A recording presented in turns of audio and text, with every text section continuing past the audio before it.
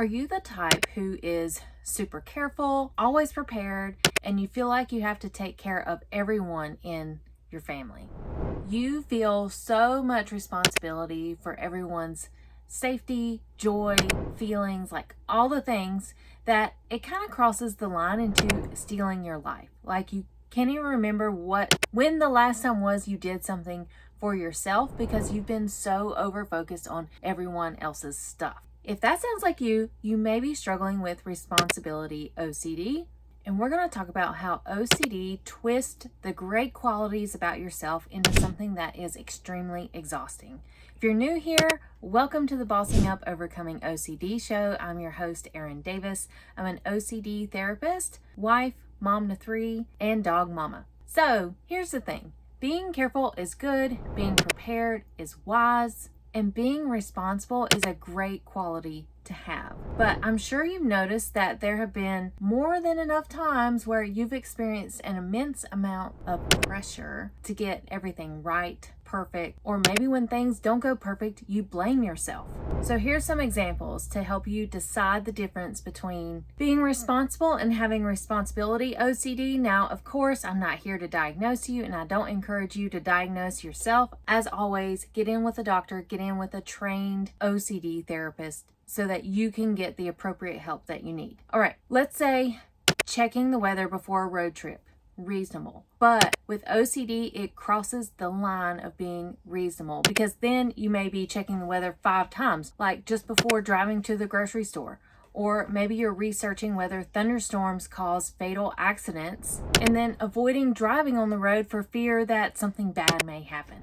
So those unreasonable extreme examples are signs of OCD. Here's another one. Having emergency supplies in your car. Sure, that's smart. But when you're avoiding entire activities like birthday parties or just feeling on edge, checking the traffic routes, listening to scanners, and praying 5 times before you leave the house just to go somewhere, that seems excessive, right? At least I hope you see it that way, because if that sounds like you, that's another sign that you are likely struggling with OCD. Staying informed about all the ingredients that are safe to eat, responsible, reasonable. But worrying that you accidentally put glass in your food, or worrying if the cleaning chemicals you use on the counter will somehow transfer into your kids' food, or researching on Facebook groups for hours on end about the healthiest, cleanest food for your kids to eat, excessive. And so that's OCD. And the trickery is the OCD makes you feel like you're doing something good and that you are, like, quote unquote, protecting your family. But in reality, you are so disconnected from them and you're anxious and you're stirred up. So here are some signs that you know that OCD has crossed the line. So number 1, it's consuming a huge amount of time. If you're spending more than an hour a day between checking, researching, or avoiding, that's a huge red flag. Point number 2, if these worries are based on mere possibilities and not actual risk, that's another sign that it's OCD, because OCD loves to play on the what if scenarios that are extremely unlikely. Number 3, you can't stop these worries even though you want to. You know it's excessive, but the anxiety is so intense that you do it anyway. And it could be one of those things where you feel like this is an old friend, in a way that as soon as you do this, you know that the anxiety will go away. That's a telltale sign of OCD. And point number 4 is that it's interfering with your life, so much so that maybe you're missing out on things, you're avoiding activities, people, maybe it's impacting your family because you're probably also involving your family in things, like how I read that episode the other week where a lady was having her sister wash her hair just because they passed a garbage truck on the road.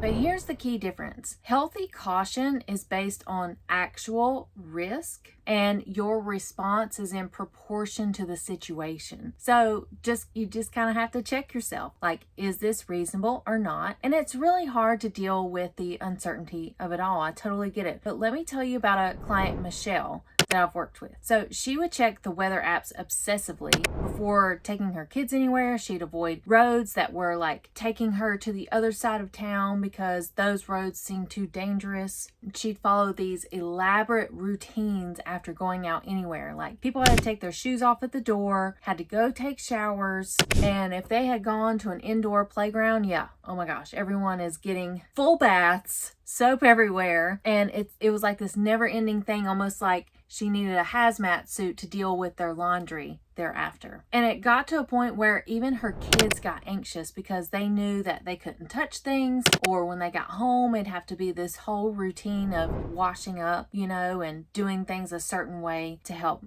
follow Michelle's rules. And it wasn't until her husband was like, babe, what are you doing? Once he realized that the kids were heavily involved in these cleaning rituals as well. And so it was at that point she realized that she needed to get help. And at the time, she didn't realize it was OCD. And that's the whole point of this podcast, to help spread awareness and get you the help that you deserve. Because honestly, healthy caution is maybe putting on hand sanitizer after leaving the park, or sure, leaving your shoes outside. Oh my gosh, y'all, I've ran into so many women who have this whole deal of outside clothes versus inside clothes. Like, oh my goodness, that's when you know it's OCD. Like, it's just really reached a point of excessiveness, and the OCD has hijacked your instincts and has turned all of this stuff into rules for your life, and you feel trapped, suffocated. And a lot of times these ladies say, I don't want to live like this anymore. Not because they're suicidal, but because they are so tired of all the cleaning and worry and responsibility